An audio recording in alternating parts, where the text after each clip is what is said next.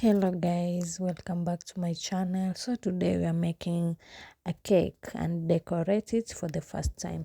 I've never decorated a cake, so this is my first time. So watch the video till the end. For my new viewers, please consider subscribing. For my returning subscribers, thank you so much guys for your support.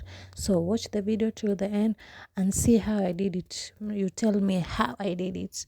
Yes, kama nimejaribu ama nimechoma, but I tried. I think so.